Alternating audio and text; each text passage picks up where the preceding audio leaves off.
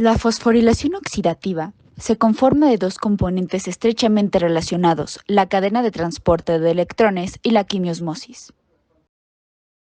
En la cadena de transporte de electrones, los electrones se transportan de una molécula a otra y la energía liberada cuando se transfieren los electrones se utiliza para formar un gradiente electroquímico. En la quimiosmosis, la energía almacenada en el gradiente se utiliza para sintetizar ATP. El ciclo de Krebs ocurrió en la matriz mitocondrial y el proceso de fosforilación oxidativa ocurre en las crestas mitocondriales. Y ahora, a continuación, vamos a observar con más cercanía a esta zona. La cadena transportadora de electrones es una serie de proteínas o complejos proteicos que se encuentran unidos o adheridos a la membrana mitocondrial. Su función es movilizar electrones a través de ellos. Hasta ahora, debido a los otros procesos que se han realizado en la respiración celular, tenemos 10 moléculas de NADH y 2 de FADH.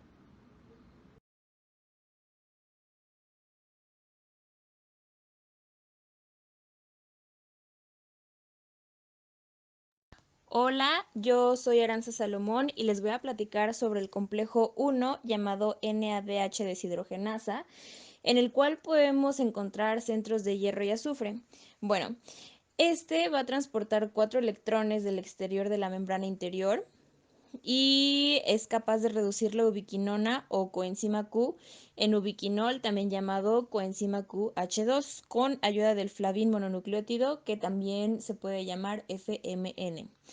Se hidroliza el FMN a FMNH2 y este complejo va a adquirir 2 electrones del NADH que pasa también al ubiquinol o también llamado coenzima QH2.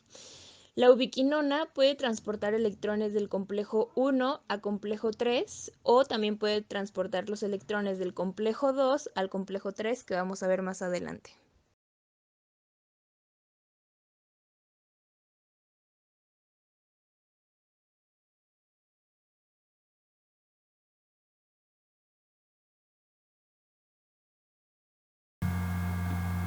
El complejo 2, también llamado succinato deshidrogenasa, solo va a recibir electrones pero no va a pasar protones. Se obtiene energía de la conversión del succinato a fumarato en el ciclo de Krebs, generando un FADH2. Este complejo solamente va a recibir electrones del FADH2 y va a ceder sus protones a la ubiquinona sin paso de protones al otro lado de la membrana. Si la cadena empieza en el complejo número 2, se generará posteriormente un ATP- en la ATP sintasa. Entonces, quien recibe estos 2 electrones va a ser el centro hierro-azufre y los va a pasar a la ubiquinona. Hay que recordar que este complejo bombea 2 electrones. La ubiquinona es una proteína libre por la membrana interna. Esta va a recibir los 2 electrones del centro hierro-azufre y después de eso se convertirá en ubiquinol y ya que dona los electrones, esta va a regresar a ser una ubiquinona. Oxidación del succinato. Se transforma el succinato en fumarato mediante la transferencia de 2 hidrógenos.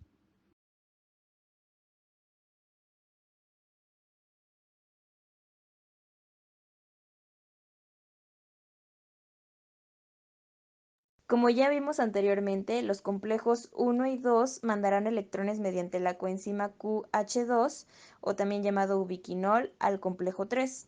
Este complejo puede ser llamado citocromo C oxidorreductasa, citocromo aminoácido 3 o citocromo BC1. Bueno, este va a estar encargado de transportar 4 protones y liberar los hidrógenos de la coenzima QH2 o ubiquinol, creándose un gradiente de protones entre los dos lados de la membrana. La diferencia de potencial entre los complejos 1 y 3 va a ser suficiente para poder formar ATP. Y además, el complejo 3 va a poder transferir 2 electrones a una molécula de citocromo C. Es importante decir que el citocromo C es una pequeña hemoproteína que transfiere los electrones del complejo 3 al complejo 4. Hola, yo soy Juan Bernardo y el día de hoy les voy a hablar del complejo 4 o citocromo C oxidasa. El complejo 4 es el último complejo en la cadena de transporte de electrones. Al entrar en contacto el citocromo C con el complejo 4, tiene actividad citocromo oxidasa. Este es el elemento de la cadena de transporte que requiere oxígeno molecular, puesto que forma agua a partir de un medio de átomos de oxígeno, 2 de hidrógeno y 2 electrones. El complejo 4 transloca durante la oxidación del citocromo 2H al otro lado de la membrana, contribuyendo al gradiente de protones. El complejo 4 contiene al citocromo A3 y citocromo A. Bombea 2 protones por cada 2 electrones de NADH o FADH. Recibe los electrones citocromo C y los lleva al oxígeno para reducirlos a H2O. El complejo 5 ATP sintasa. La ATP sintasa es una proteína altamente conservada y un elemento presente en todas las membranas transductoras de energía. Es una enzima encargada de sintetizar adenosín trifosfato, ATP, a partir de ADP y un grupo fosfato. Está constituida por dos subunidades, la F1, que se compone por 3 proteínas alfa y 3 beta, además de una delta, y la F0, con subunidades C, que pueden variar de entre 10 a 14. Estas se conectan a través de un tallo por gamma y epsilon y una columna externa formada por una proteína A y 2 proteínas B. El cambio conformacional de las subunidades alfa y beta se inicia por un empujón que ejerce la subunidad gamma al ir girando. El paso de protones a favor del gradiente desde el espacio intermembranario mitocondrial hacia la matriz solo puede hacerse a través de la proteína ATP sintasa.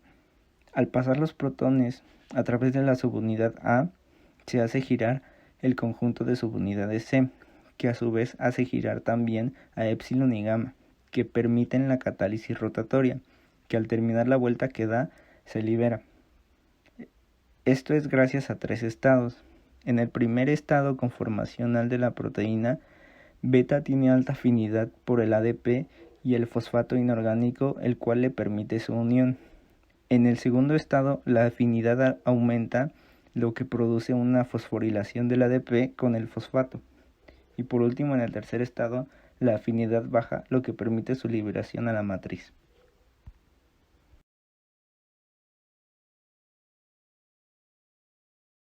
La rotenona inhibe el complejo 1 de la cadena respiratoria, por lo tanto, impide la transferencia de electrones del complejo 1 a la ubiquinona al bloquear los sitios de unión a la ubiquinona, disminuye la síntesis de ATP y procede del NADH. El monóxido de carbono y el cianuro inhiben la cadena transportadora de electrones, uniéndose más fuertemente que el oxígeno a los centros de hierro y cobre en el citocromo C oxidasa, evitando la reducción del oxígeno.